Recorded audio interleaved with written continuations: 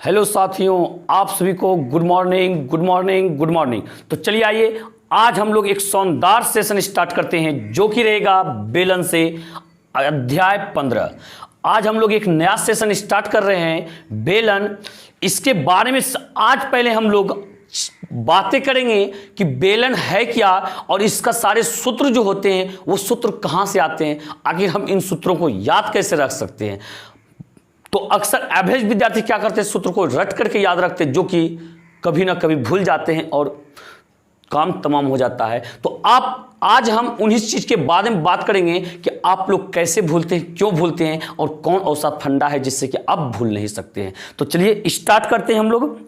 तो सबसे पहले बेलन, तो देखिए बेलन चीज़ को समझने के लिए सबसे पहले हम एक बेलन का चित्र बनाते हैं, आखिर बेलन होता कैसे है। देखिए बेलन जो होता है आपका इस प्रकार से होता है।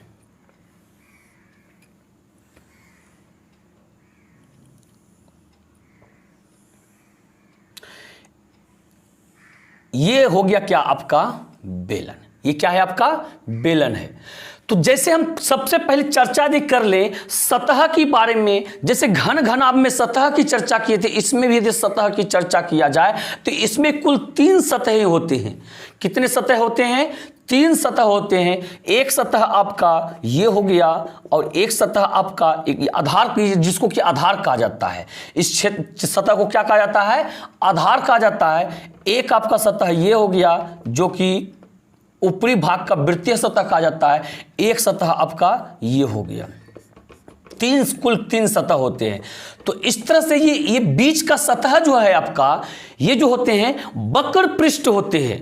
कैसे होते हैं? वक्र पृष्ठ होते हैं। ये इसको यदि कहने मतलब बीचों बीच यदि काट के बिठार दिया जाए तो यहां से यहां से और यहां से ये आयताकार दिखाई देते हैं, जबकि ऊपर का भाग जो होता है ये कैसा वृत्ताकार दिखाई देते हैं।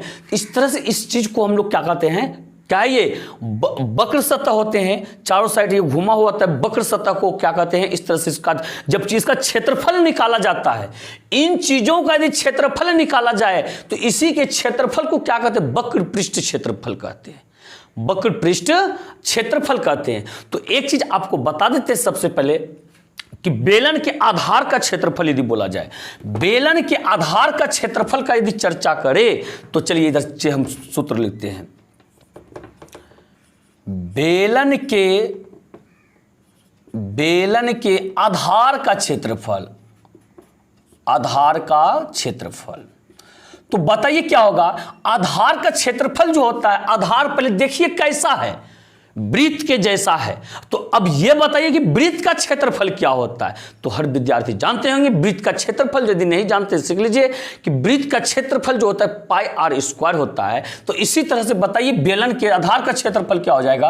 अब पाई आर स्क्वायर होगा। क्यों? क्योंकि बेलन का आधार कैसा होता है? वृत्ताकार होता है। और आधार का क्षेत्रफल पूछेगा तो वृत्त का क्षेत्रफल लगाएंगे तो सही। अब देखिए यहां पे बोला जाएगा बेलन के दोनों पृष्ठों का क्षेत्रफल, बेलन के दोनों वृत्ताकार पृष्ठों के क्षेत्रफल। तो बस इसी चीज को 2 बार जोड़ देना है। क्या हो जाएगा? 2 पाई आर स्क्वायर। क्या हो जाएगा? 2 पाई आर स्क्वायर। तो आप बात समझ रहे हैं ना। इसके बाद आप आइए क्या? बेलन का वक्र पृष्ठ क्षेत्रफल। क्या चीज में आएंगे? बेलन का वक्र पृष्ठ क्षेत्रफल देखेंगे। वक्र पृष्ठ क्षेत्रफल तो इसमें क्या होता है? वक्र पृष्ठ क्षेत्रफल में इसका जो परिधि होता है, वक्र पृष्ठ का परिधि, आप सुनिए ध्यान से इस चीज को। अब इसमें क्या करते हैं हम लोग? ऊंचाई से गुना कर देते हैं। क्या करते हैं? ऊंचाई से गुना करते हैं। इस वृत्त की परिधि जो होता है ना, इसकी परिधि में हम लोग ऊंचाई से गुना करते हैं। इसके आधार का क्षेत्रफल गुना ऊंचाई। आप ऐसे याद रख सकते हैं। क्या याद रख सकते हैं कि बेलन का वक्र पृष्ठ क्षेत्रफल बराबर बेलन के वृत्ताकार आधार की परिधि गुना ऊंचाई। तो बताइए यहां पे बेलन का वक्र पृष्ठ क्षेत्रफल क्या होगा? बेलन का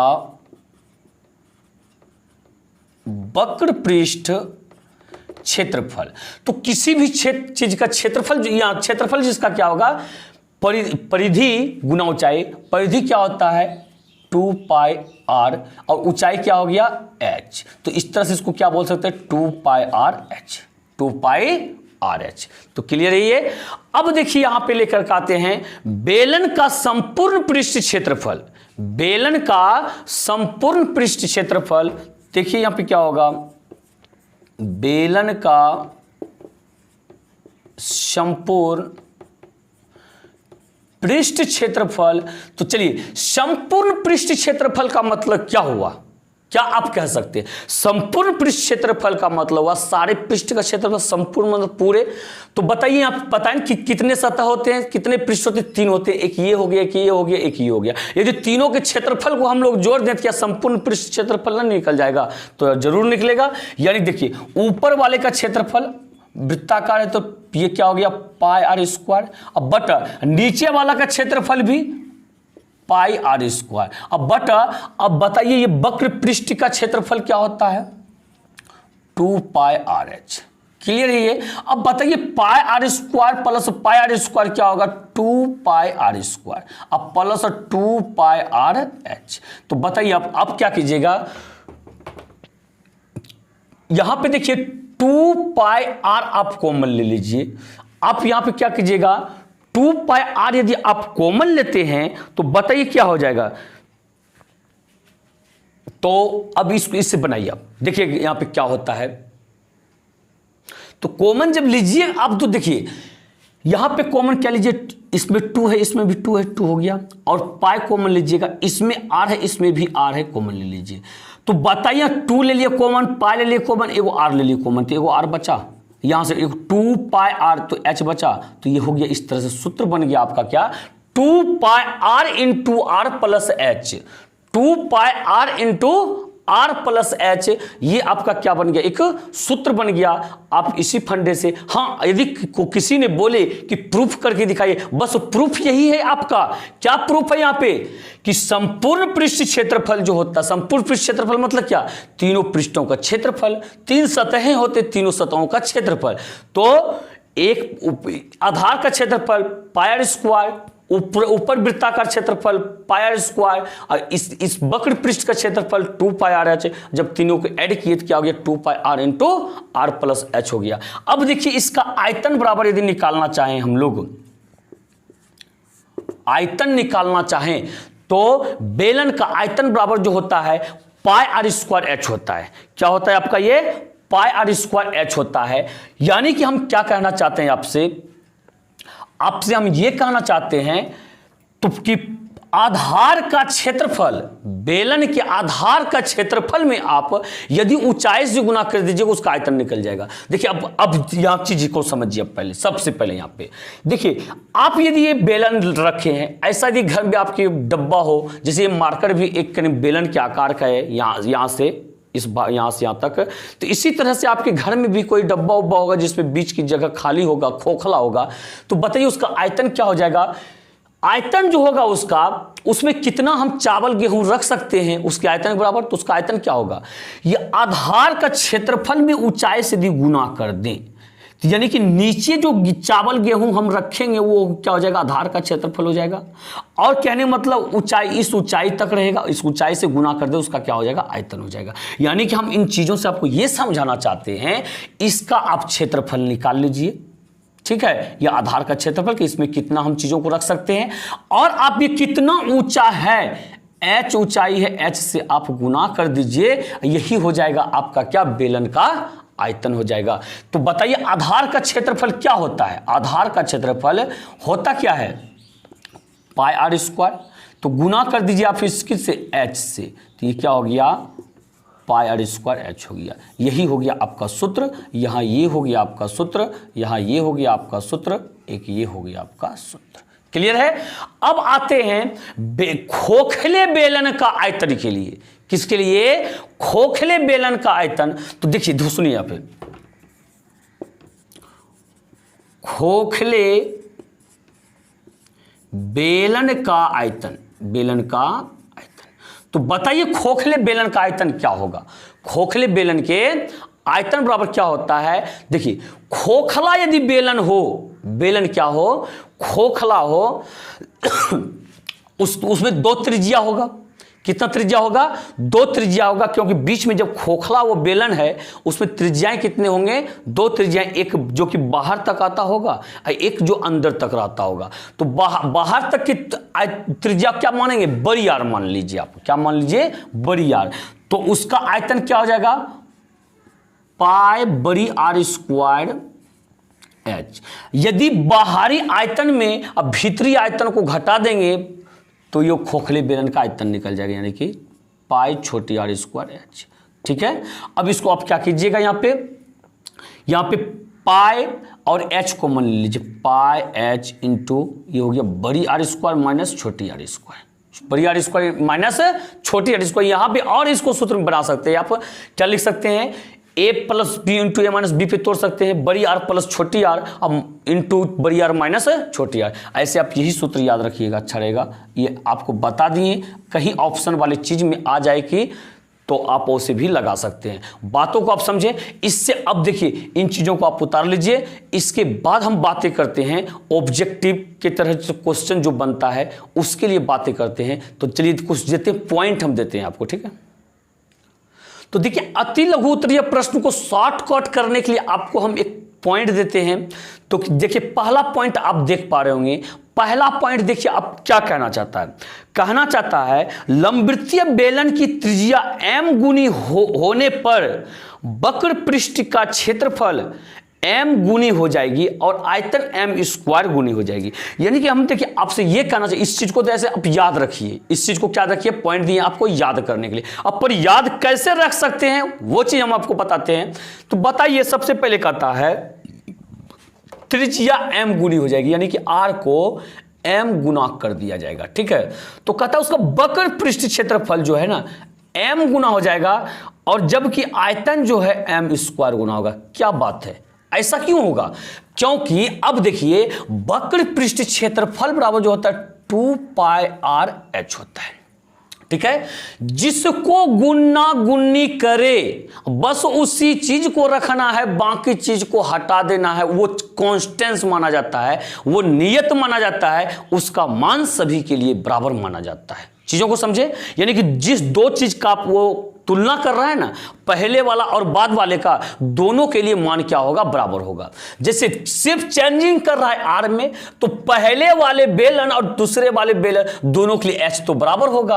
अब पाई का मान तो ऐसे बराबर होता ही है और 2 तो बराबर दोनों के लिए होगा ही। तो आप क्या कीजिए, 2 को भी हटा दीजिए, कॉन्स्टेंस है, पाई भी कॉन्स्टेंस है, इसको हटा दीजिए आप।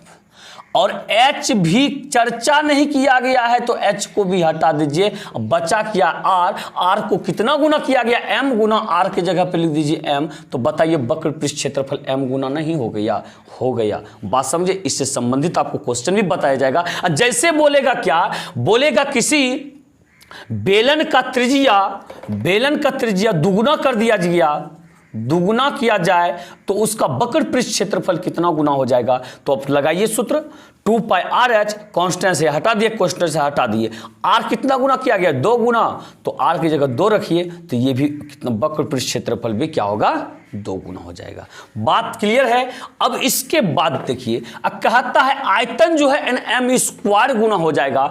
आयतन का मतलब क्या हुआ, देखिए यहाँ पे आयतन भी बराबर क्या होता है, पाई आर स्क्वायर एच होता है। तो क्या कीजिए, आप पाई को भी हटा दीजिए, कांस्टेंस है, एच का चर्चा नहीं किया गया है तो एच को भी हटा दीजिए। अब बात रहा कि आर का चर्चा किया गया है, तो बताइए आर को क्या कहता है, एम गुना कर दिया जाए, आर की जगह एम रख दीजिए, और है स्क्वायर तो दे दीजिए स्क्वायर, यानी कि आयतन कितना हो जाएगा, एम स्क्वायर गुना हो जाएगा। यानी कि कहना क्या चाहते हैं हम इस पॉइंट की नजर मतलब से, इस पॉइंट के द्वारा हम ये कहना चाहते हैं, यदि बोले किसी बेलन का त्रिज्या 3 गुना कर दिया जाए तो उसका आयतन कितना गुना हो जाएगा, तो आप सिर्फ क्या कीजिए, यहाँ पे 3 रख दीजिए आर के जगह पे, और स्क्वायर है तो स्क्वायर कर दीजिए, बताइए 3 तिया 9 हो गया, तो ये हो जाएगा आयतन 9 गुना हो जाएगा। बात क्लियर है।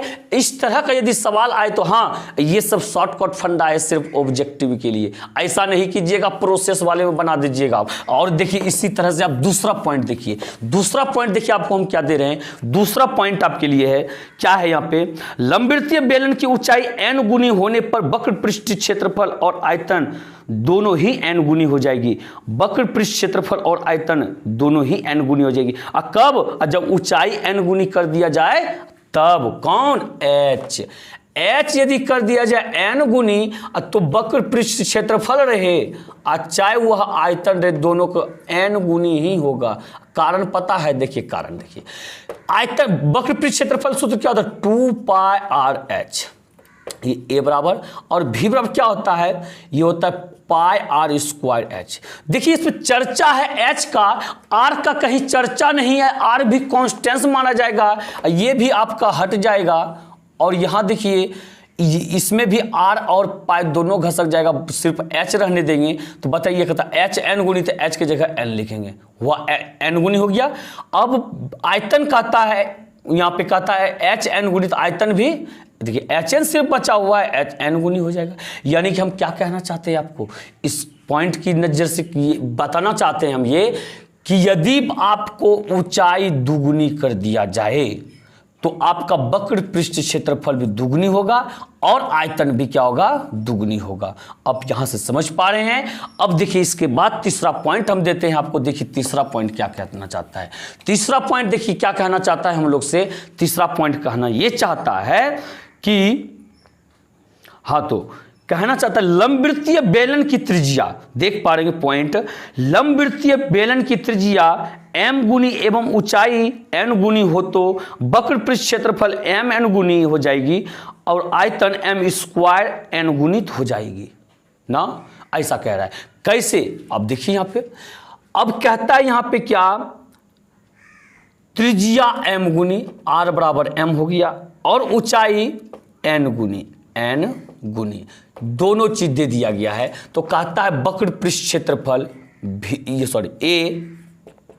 ए जो है कह रहा है m गुनी हो जाएगी, कितना? m गुनी, लेकिन आयतन जो है ना ये m स्क्वायर n गुनी हो जाएगी, m स्क्वायर n गुनी, m n गुनी होगा ये, ठीक है, m n गुनी। तो कैसे? देखिए इन चीजों को याद आप कैसे रख सकते हैं। तो देखिए वक्र पृष्ठ क्षेत्रफल ए बराबर क्या होता है? 2 पाई आर एच, 2 पाई आर एच। अब बात रहा क्या, चर्चा किसका किसका? आर और एच का। आर और एच को रहने दीजिए, बाकी सब खत्म, कॉन्स्टेंस हो गया।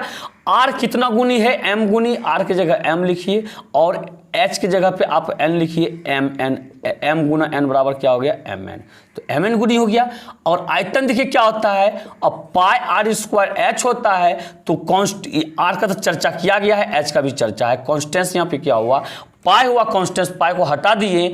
अब देखिए आर का वैल्यू, आर कितना? m गुनी, तो आर की जगह m लिखिए, स्क्वायर तो स्क्वायर दे दीजिए, h कितना? n गुनी, तो n दे दीजिए, ये क्या हो गया? m स्क्वायर n गुनी हो गया। यानी कि एग्जाम्पल हम लेना चाहें तो एग्जाम्पल ऐसे ले सकते हैं, r यदि दुगुना और h कर दिया जाए तिगुना, h कर दिया जाए तिगुना, तो वक्र पृष्ठ क्षेत्रफल a बराबर क्या हो जाएगा? तो इसके लिए कुछ नहीं करना है आपको, सूत्र लिखना है सिर्फ पाई आर स्क्वायर h। इसका चर्चा दोनों का है, तो सिर्फ पाई को हटाइए, r की जगह पे रखिए 2, तो 2 का स्क्वायर हो गया ये, और गुना में h को रखिए 3, तो 2 बताइए, 2 दूनी 4 और 4 तिया 12 गुनी हो जाएगा। वक्र पृष्ठ क्षेत्रफल क्या होगा? ये आयतन का सूत्र लगा दिए, चलो कोई बात नहीं है, आयतन को ही ले लेते हैं। तो आयतन क्या हो गया? 12 गुनी हो गया। अब लेते हैं वक्र पृष्ठ क्षेत्रफल a बराबर क्या होता है? a 2 पाई आर एच होता है। तो बताइए r और h का चर्चा किया गया, लेकिन 2 पाई तो कॉन्स्टेंस होगा। अब r की जगह r का मान रखिए और h की जगह पे h का मान रखिए, 3 दूनी 6 गुनी हो गया। बातों को समझे। तो इस तरह से उम्मीद करते हैं आप इन चीज़ों को समझे होंगे और बहुत ही आसान तरीका से आप इसी तरह से सारे पॉइंट को, सारे सूत्रों को कल जो है याद करके आइएगा। और इसी तरह से कल हम स्टार्ट करने वाले हैं एक्सरसाइज, वो भी बेलन का एक शानदार तरीका से। इस सेशन को आप अधिक से अधिक इस वीडियो को शेयर कीजिएगा और यदि आप लोग सबसे पहले अब भी कभी वीडियो को लाइक कर दीजिए। और कल से आइए हम लोग एक्सरसाइज पढ़ते हैं बिल्कुल शानदार तरीका से। और यदि कोई किसी भाई ने, किसी मेरे दोस्त ने यदि हम चैनल को सब्सक्राइब नहीं किए हैं तो अभी कभी चैनल को आप सब्सक्राइब कर लीजिए, साथ ही साथ बेल आइकन को प्रेस जरूर कर दीजिएगा। चलिए इसी के साथ जय हिंद, जय भारत।